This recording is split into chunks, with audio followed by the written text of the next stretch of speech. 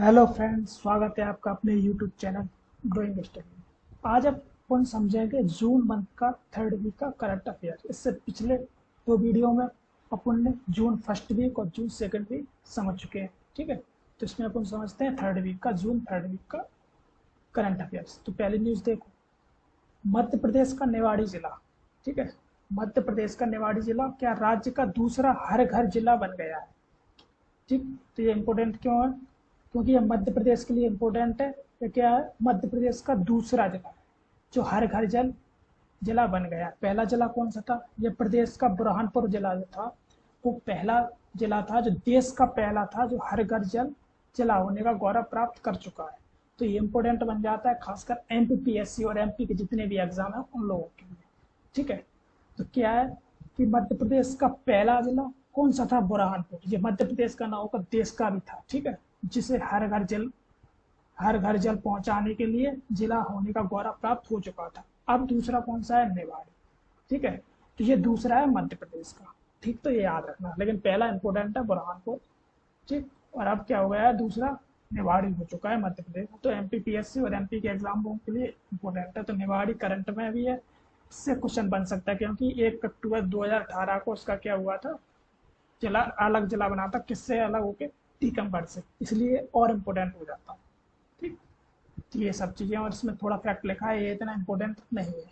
निवाड़ी जिले की तहसील को समझ लो। एक निवाड़ी खुद स्वयं, एक पृथ्वीपुर, ये दो तहसील हैं। और एक तीसरी है ओरछा। ओरछा पहले टीकमगढ़ में आता था लेकिन अब निवाड़ी जिले में आता है। तो ओरछा इंपॉर्टेंट है धार्मिक दृष्टि से भी, इसे याद रखना। ठीक, आगे समझते हैं। तेलंगाना की 5 इमारतों और संरचनाओं को सुंदर इमारतों के लिए अंतरराष्ट्रीय ग्रीन एप्पल पुरस्कार दिया गया। ठीक, तो पूछा जा सकता है कि अंतरराष्ट्रीय ग्रीन एप्पल पुरस्कार किस राज्य को मिला है? तो तेलंगाना। ठीक है, तेलंगाना की जो 5 इमारतें उनको मिला है अंतरराष्ट्रीय ग्रीन एप्पल पुरस्कार। ठीक, याद रखना, यह पहली बार है कि भारत को इस किसी इमारत और संरचना के लिए प्रतिष्ठित ग्रीन एप्पल पुरस्कार मिला है। यह भारत को पहली बार मिला है, इसलिए इम्पोर्टेंट हो जाता है। ठीक है, तो किस राज्य को मिला है? तेलंगाना की 5 इमारतों को। ठीक, अब अंतर्राष्ट्रीय ग्रीन एप्पल क्या है? यह ग्रीन ऑर्गेनाइजेशन लंदन स्थित एक स्वतंत्र गैर लाभकारी संगठन है। तो पूछा जा सकता है कि करंट में तो अंतर्राष्ट्रीय ग्रीन एप्पल पुरस्कार का हेडक्वार्टर कहाँ है? तो लंदन में। ठीक है, याद रखना, ब्रिटेन। स्थापना कब हुई? 1994, 1994। ठीक है, यह दुनिया भर में पर्यावरणीय सर्वोत्तम प्रथाओं को बढ़ावा देने के लिए प्रतिबद्ध है। ठीक है, तो याद रखना, इसका ये कार्य भी याद रखना, ये वाला पूछा जा सकता है। ठीक, और अंतर्राष्ट्रीय ग्रीन एप्पल कहाँ है इसका मुख्यालय? तो लंदन में। ठीक, कब बना? 1994। और किस राज्य की 5 इमारतों को? तेलंगाना की। ठीक है, याद रखना। आगे देखो, ये है 5 इमारतें। एक है मुहज्जम जाही मार्केट। तो ऐसे भी क्वेश्चन बन सकता है क्योंकि 5 इमारतें करंट में आ चुकी हैं, तो सीधा सीधा क्वेश्चन बन सकता है एमपीपीएससी यूपीएससी में, क्योंकि यहाँ से हिस्ट्री में आर्ट एंड कल्चर से रिलेटेड करके बना सकते हैं, क्योंकि यहाँ के मंदिर भी हुए हैं शामिल इसमें। तो ऐसे ही करंट से रिलेटेड करके क्वेश्चन बनते हैं। ठीक, तो पहला क्या है? मौजमी जाही मार्केट, मौजम जाही मार्केट। ठीक है, इसके उत्कृष्ट जीर्णोद्धार के लिए। और एक चेयरबुक केबल ब्रिज। ठीक है, ये रहा, इसमें दिख रहा होगा। ठीक, चेयरबुक केबल ब्रिज। और तीसरा क्या है? बी आर अम्बेडकर तेलंगाना राज्य सचिवालय भवन। ठीक, और अगला कौन सा है? तेलंगाना पुलिस का एकीकृत कमान नियंत्रण केंद्र। और अगला है यादाद्री मंदिर, भगवान लक्ष्मी नरसिम्हा स्वामी का निवास। क्वेश्चन ऐसे पूछा जा सकता है यादाद्री मंदिर कहाँ पर है, क्योंकि करंट में चल रहा है, तो तेलंगाना राज्य में है। ठीक है, या चेयरबुक केबल ब्रिज कहाँ पर है, ये भी पूछा जा सकता है। मौजम जाही मार्केट कहाँ पर है, ये भी पूछा जा सकता है। तो इसीलिए करंट से रिलेटेड ऐसे क्वेश्चन हिस्ट्री में भी डाल सकते हैं। ठीक है, करंट से रिलेट करके आर्ट एंड कल्चर में यादाद्री मंदिर के बारे में आर्ट एंड कल्चर से पूछा जा सकता है। ठीक, इसलिए मोस्ट इंपोर्टेंट है, इसे याद रखना। आगे समझते हैं।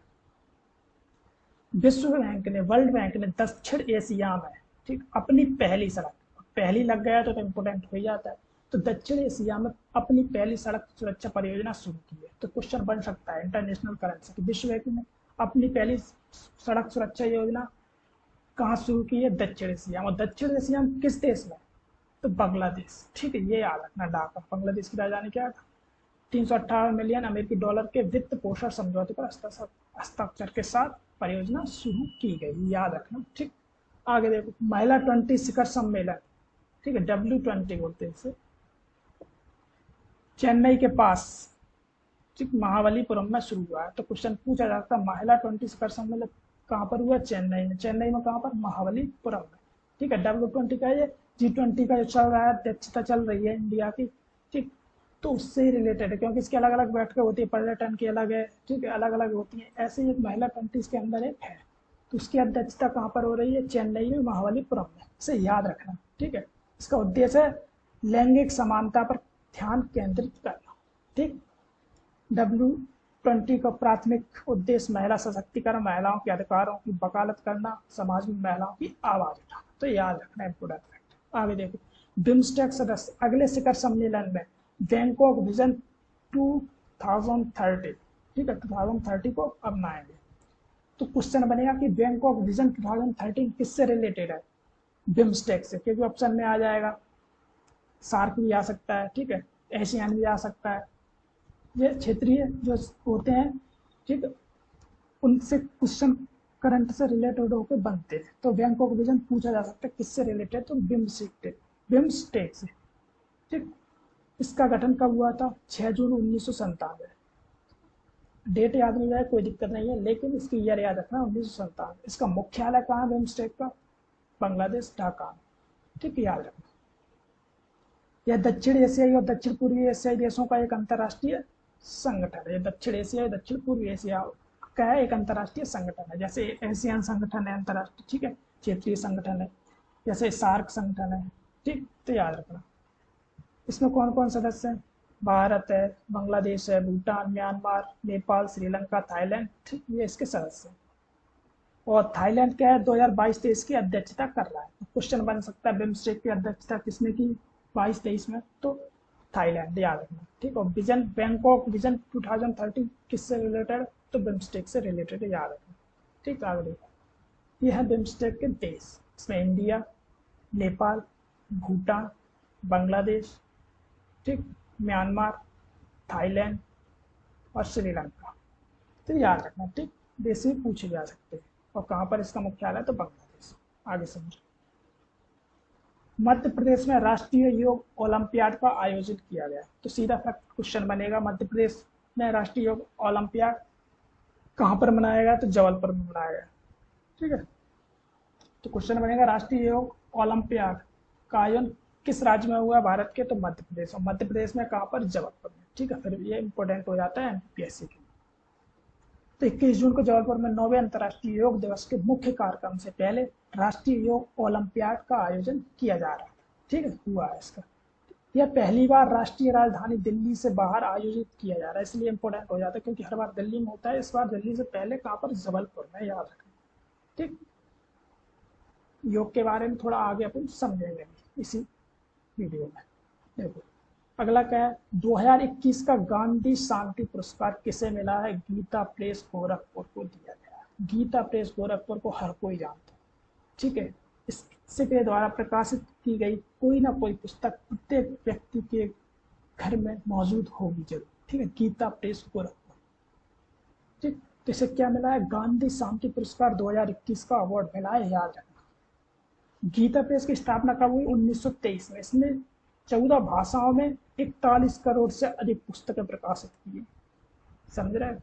इसलिए ये इम्पोर्टेंट है, जिसमें 16 करोड़ से अधिक श्रीमद् भागवत गीता शामिल है। हर घर में जो भागवत गीता है, तो वो गीता प्रेस गोरखपुर से ही प्रकाशित हुई है।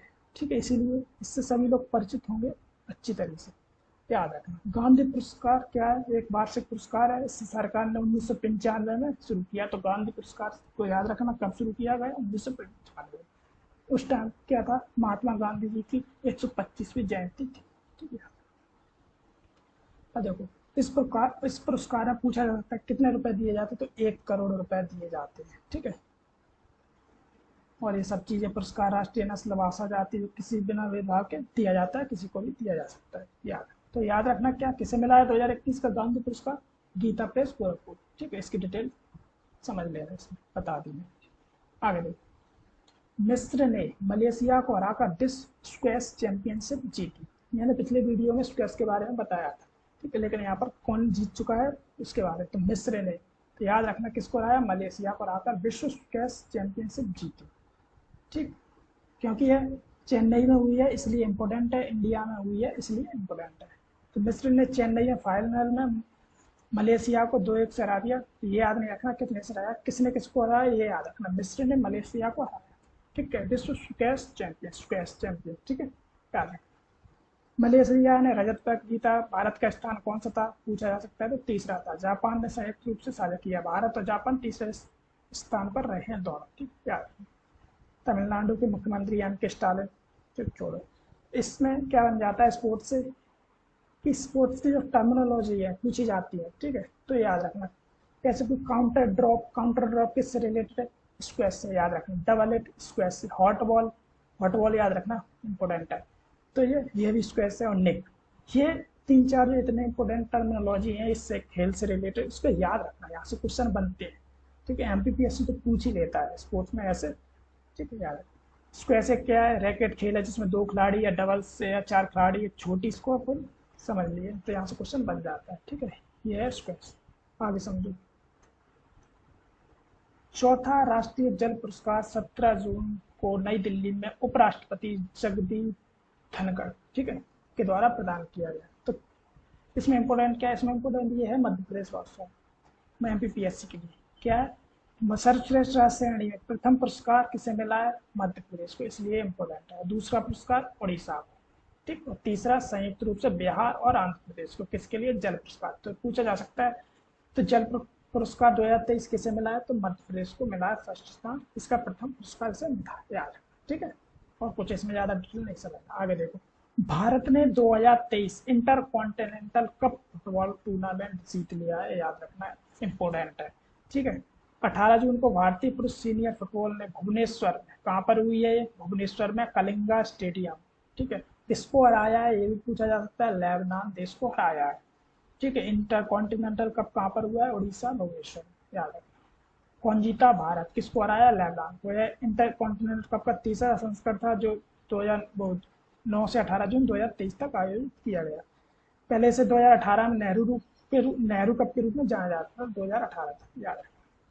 ठीक, इसमें क्या है, जो सुनील छेत्री हैं फुटबॉलर इंडिया के, बहुत फेमस है, ठीक है, याद रखना, क्वेश्चन से पूछा जाता है। ये तीसरे सबसे ज्यादा गोल करने वाले खिलाड़ी बन चुके हैं अंतर्राष्ट्रीय में। उनसे पहले सिर्फ पुर्तगाल के क्रिस्टियानो रोनाल्डो और अर्जेंटीना के लियोन मेसी है। तो ये दोनों तो इम्पोर्टेंट हैं, वर्ल्ड में फेमस है, इनको सभी जानते हैं। सुनील छेत्री जो कि तीसरे स्थान पर अंतर्राष्ट्रीय फुटबॉल में गोल करने वाले, याद रखना। ठीक, आगे देखो। आगे क्या है, ओलंपियन भवानी देवी ने चीन के बुक्सी में एशियाई तलवारबाजी चैंपियनशिप में कांस्य पदक जीता। तो ठीक है, याद क्या रखना है इसमें कि भवानी देवी किससे रिलेटेड है, तो तलवारबाजी से, याद रखना। ठीक है, ओलंपियन है, ओलंपिक में भाग लिया था इन्होंने इंडिया की तरफ से तलवारबाजी में। ठीक, तो याद रखना। तो क्वेश्चन सीधा बन जाएगा कि भवानी देवी किससे रिलेटेड है। ठीक, यह क्या है, ये इंपोर्टेंट इसलिए क्योंकि इस प्रतियोगिता में भारत का पहला पदक है। ठीक, थोड़ा याद रखना, बस इतना याद आपको रखना है कि भवानी देवी किससे रिलेटेड। ठीक, आगे देखो। स्वदेश निर्मित युद्धपोत INS कृपाण भारत द्वारा वियतनाम को तोहफे में दिया गया, ये इंपोर्टेंट है। ठीक है, एमपीपीएससी जो अपने पड़ोसी देश होते हैं उनमें क्या घटनाएं घट रही है, क्या हो रहा है, इससे क्वेश्चन पूछता है। तो पूछा जा सकता है कि भारत ने किसको गिफ्ट में यानी कि तोहफे में INS कृपाण दिया है, तो वियतनाम को दिया है। तो ऐसे भी पूछा जा सकता है भारत द्वारा वियतनाम को दिए गए तोहफे में दिया गया युद्धपोत कौन सा है, तो INS कृपाण, याद रखना। ठीक, आगे देखो। अरुंधति रॉय को लाइफ टाइम अचीवमेंट के लिए यूरोपीय निबंध पुरस्कार 2023 से सम्मानित किया गया। तो याद रखना, यूरोपीय निबंध पुरस्कार किस भारतीय को मिला, अरुंधति रॉय को लाइफ टाइम अचीवमेंट के लिए। ये इंपोर्टेंट राइटर है। ठीक है, याद रखना, ये कई बार एग्जाम में क्वेश्चन पूछा गया है इनकी बुक से। ठीक, तो अरुंधति रॉय काफी बार पूछा गया, मोस्ट इंपोर्टेंट। ठीक है, इन्हें जो मिला है वो किसके लिए मिला है, आज़ादी करके इनकी पुस्तक है, इन्हें फ्रेंच अनुवाद के लिए पुरस्कार से सम्मानित किया गया है। ठीक है, तो याद रखना आज़ादी। आगे क्या है, इन्हें बुकर पुरस्कार ही मिला है, इसलिए इनके ये वाली बुक बहुत इंपॉर्टेंट है, the God of small things, ये काफी बार एग्जाम में पूछी गई है। ठीक है, ये वाली बुक याद रखना, the ministry of utmost happiness याद रखना, और माई सेडिटियस हार्ट। ठीक है, माई सेडिटियस हार्ट याद रखना। ये तीन, ये और एक आज़ादी करके इनकी, जो फ्रेंच में इन्होंने अनुवाद किया है, तो याद रखना। यहाँ से क्वेश्चन बनेगा अरुंधति रॉय से। ठीक, आगे देखो, आगे क्या, अंतर्राष्ट्रीय योग दिवस 2023 21 जून को मनाया जाता है, ये सबको पता है। ठीक है, इसके बारे में थोड़ा कुछ समझते हैं। इस साल दुनिया भर में 9वां, कौन से क्रम का था, 2023 में 9वां योग दिवस मनाया गया। ये पहली बार 2015 में हुआ था। इसका थीम था उस टाइम पर 2015 में सद्भाव और शांति, याद रखना। 2023 का थीम इंपोर्टेंट है, पूछा जाता है करंट में। ठीक, क्या है, वसुदेव कुटुंबकम। वसुदेव कुटुंबकम के लिए ये इसका थीम है, याद रखना 2023। आगे क्या है, योग को 2016 में यूनेस्को की अमूर्त सांस्कृतिक विरासत में घोषित किया गया है, याद रखना। 2016 यूनेस्को की अमूर्त सांस्कृतिक विरासत में घोषित किया गया, तो इससे रिलेट करके क्वेश्चन पूछा जा सकता है। ठीक है, जैसे पश्चिम बंगाल की 2022 में दुर्गा पूजा, उसे भी यूनेस्को की अमूर्त सांस्कृतिक विरासत में शामिल किया गया, तो याद है। ठीक, आयुष मंत्रालय ने, किस मंत्रालय ने, आयुष मंत्रालय ने, याद रखें, अंतर्राष्ट्रीय योग दिवस 2023 को मनाने के लिए ओशियन रिंग ऑफ योगा की योजना बनाई है। ये इंपॉर्टेंट है, क्या कि ओशियन रिंग ऑफ योगा की योजना किस मंत्रालय ने बनाई है, तो आयुष मंत्रालय ने बनाई है, याद रखना है। ठीक है, यह एकता और एकजुटता के प्रतीक कार्यक्रम है। अंतर्राष्ट्रीय योग दिवस के पहल के समर्थन में भारतीय नौसेना ने मित्र देशों के विभिन्न बंदरगाहों का दौरा कर रहे हैं। मतलब ओशियन और रिंग ऑफ योगा के तहत जो भारतीय नौसैनिक है, वो अपने पोत ले जाकर, जो उनके युद्ध पोत या जो भी है, ठीक है, जहाज, उनको क्या, अपने आसपास के मित्र देशों के पास विभिन्न बंदरगाहों पर जा जाकर उनका दौरा कर रहे हैं, उनको योग के बारे में बता रहे हैं। ठीक है, योग कर रहे हैं, याद रखना। यह भारतीय नौसेना के जहाज द्वारा पोर्ट कॉल की योजना है, याद रखना। कौन सी, ओशियन रिंग ऑफ योगा। ठीक, IDI 2003 की अंतर्राष्ट्रीय yoga 2023 ocean ring of yoga के तहत लगभग 3500 सैनिकों ने राष्ट्रीय और अंतर्राष्ट्रीय दोनों जल क्षेत्रों में योग के राजदूत के रूप में 35,000 किलोमीटर की अधिक यात्रा की है। तो ये याद नहीं रखना, इसको इतना डाटा नहीं पूछा जाता, मतलब इतने याद रखना। ठीक, कि मतलब 3500 लोग जो नौसैनिक हैं वो, ठीक, और 35,000 किलोमीटर की यात्रा कर रहे हैं इसके तहत, ओशियन रिंग ऑफ योगा के तहत। ठीक है, तो ये उनकी लोकेशन है, यहाँ से ये पूरा इंडिया से। ठीक, और इसमें जो जहाज पार्ट ले रहे हैं उनके नाम भी लिख रहे हैं, तो वो इतना इम्पोर्टेंट नहीं है। ठीक है, तो ये पूरा, ये मित्र देश और इसके आसपास क्या है, रिंग ऑफ योगा के तहत ये सब हो रहा है। ठीक है, याद रखना। ठीक, तो ये क्या है, ये जून मंथ का 3rd वीक का करंट अफेयर्स कंप्लीट हो चुका है। अब 4th वीक का रह गया, तो जून मंथ का क्या पूरा फिर कंप्लीट हो जाएगा करंट अफेयर, फिर अपन जुलाई का स्टार्ट करें। ठीक है, तो मिलते हैं अगले वीडियो में। जय हिंद।